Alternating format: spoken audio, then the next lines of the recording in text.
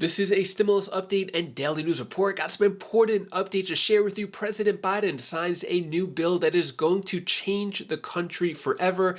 Another bill has been signed giving out $500 to $1,000 checks going out in June. And when it comes to the debt ceiling crisis, politicians, lawmakers are saying put politics aside and get this done. I'll play a video clip and give you some other important updates as well. Hope you're having a terrific Tuesday. If you appreciate the fact-based, fast-paced updates, hit the like button down below and subscribe to the channel for more daily, straight-to-the-point updates on matters that financially matter to you. So Biden signs bill ending COVID-19 national emergency. So this is huge.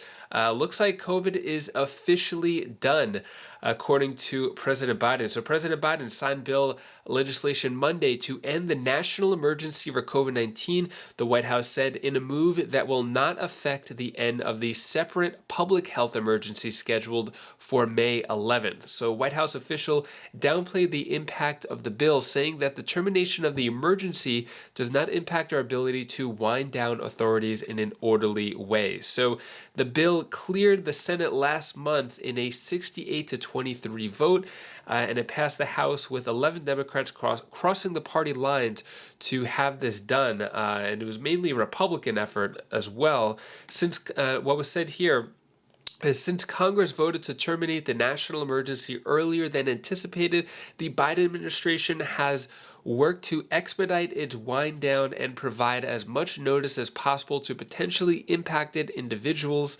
Said that, adding that the country is in a different place than it was in January. So this is big news here.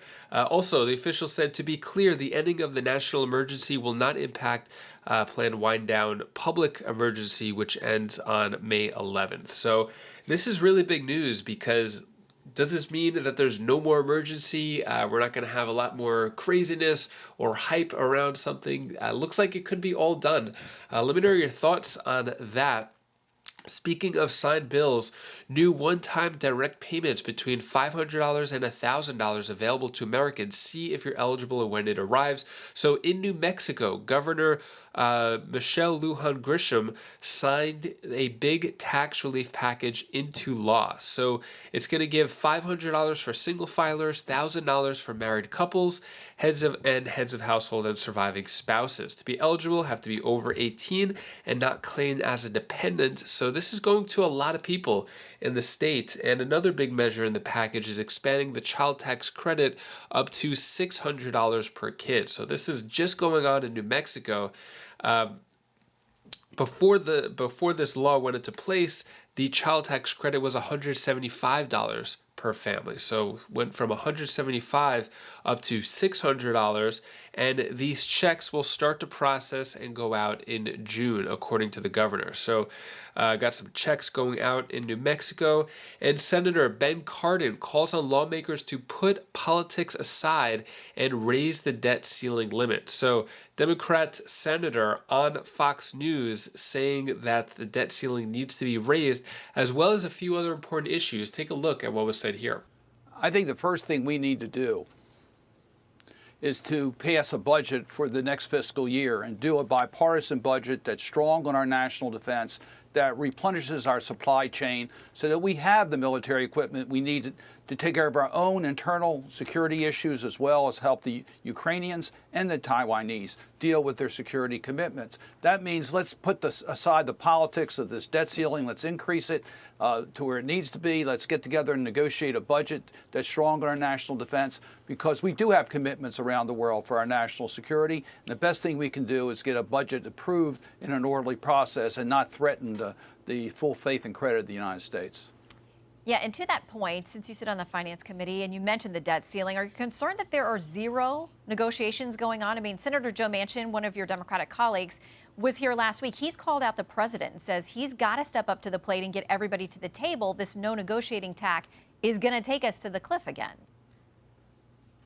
Well, I do think we need to negotiate. There's no question, but negotiate the budget for the next fiscal year that starts October 1.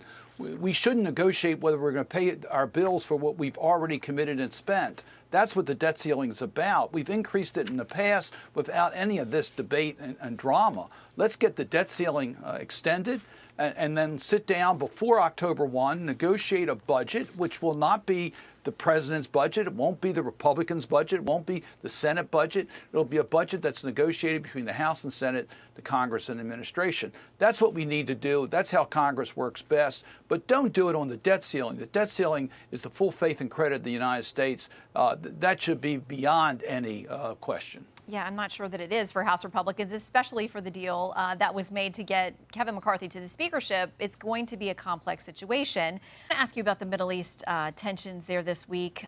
It has been a lot of back and forth rocket attacks, a couple of suspected terror attacks.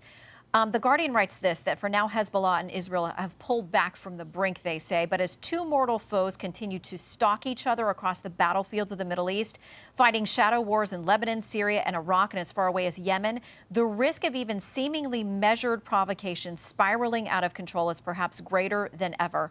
How worried are you about the current tensions in that region?